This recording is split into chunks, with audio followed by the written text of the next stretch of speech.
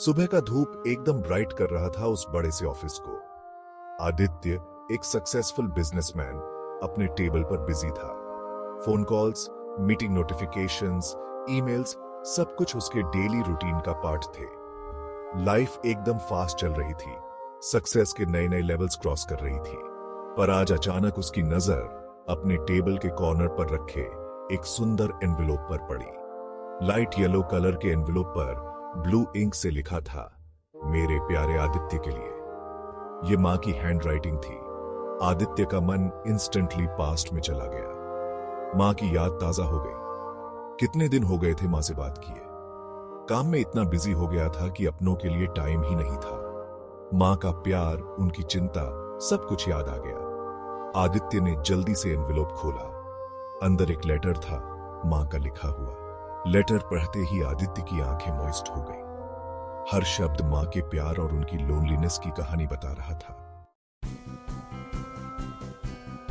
मेरा लाडला आदित्य, आशा है तुम स्वस्थ होगे और अपने काम में बिजी होगे।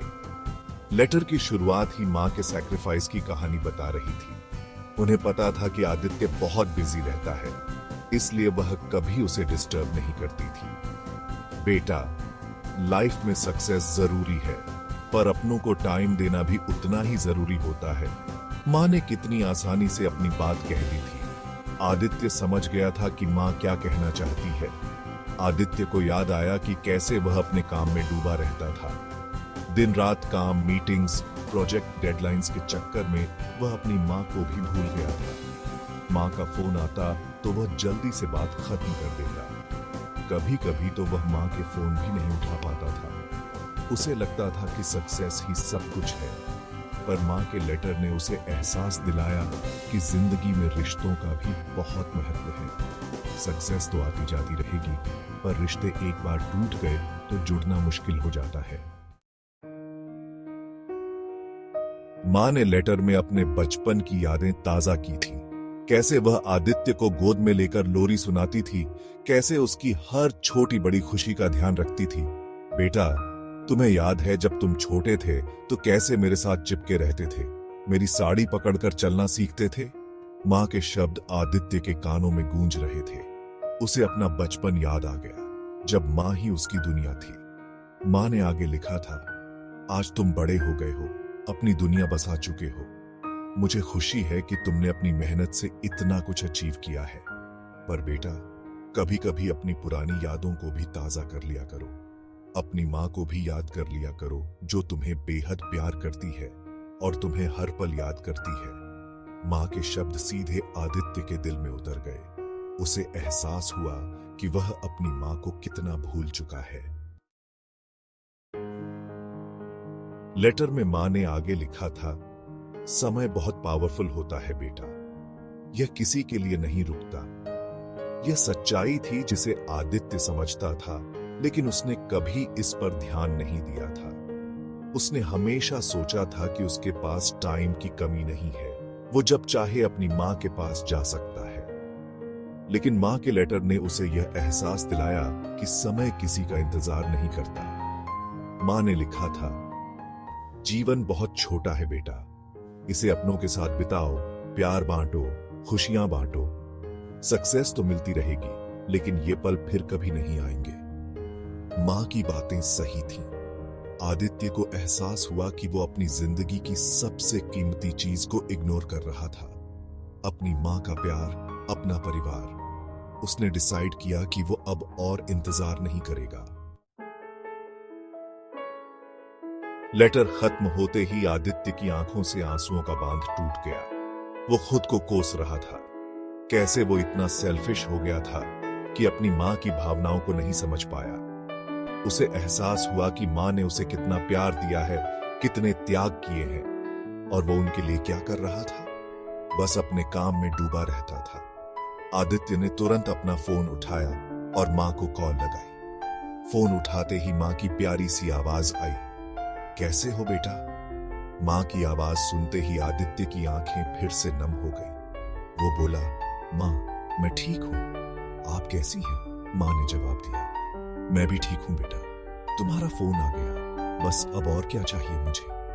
मां की बातें सुनकर आदित्य का दिल भर आया।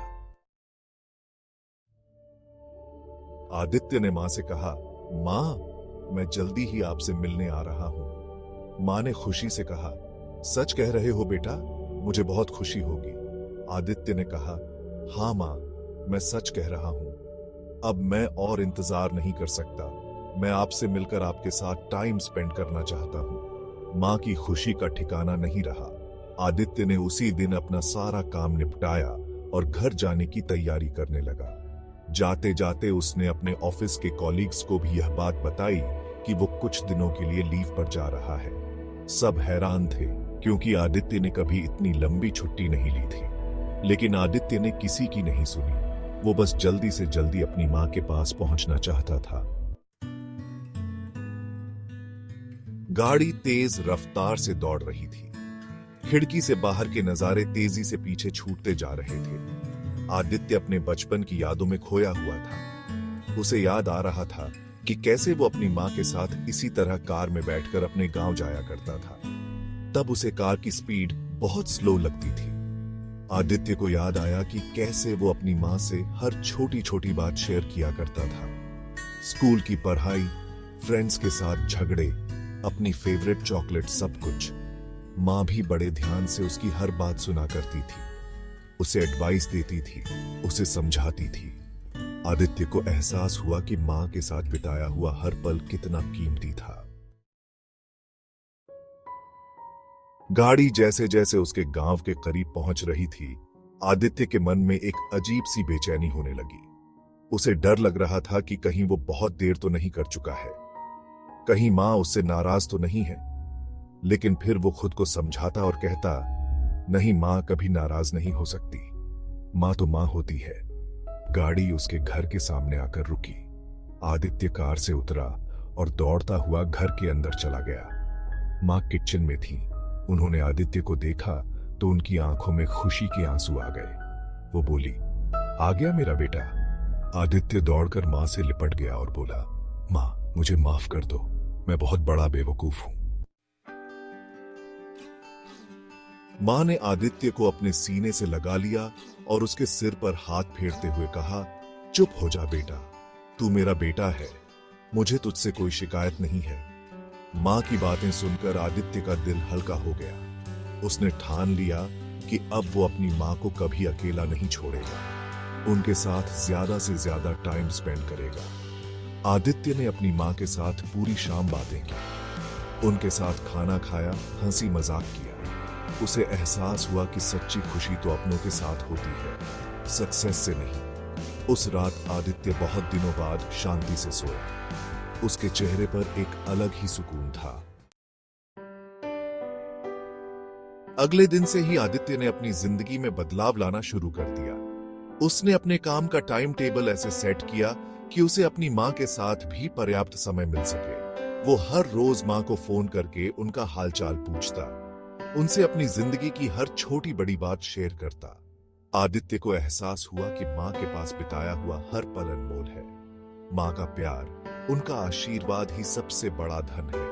उसने डिसाइड किया कि वो अपनी जिंदगी में मां को हमेशा प्रायोरिटी देगा, क्योंकि मां के बिना जिंदगी अधूरी है।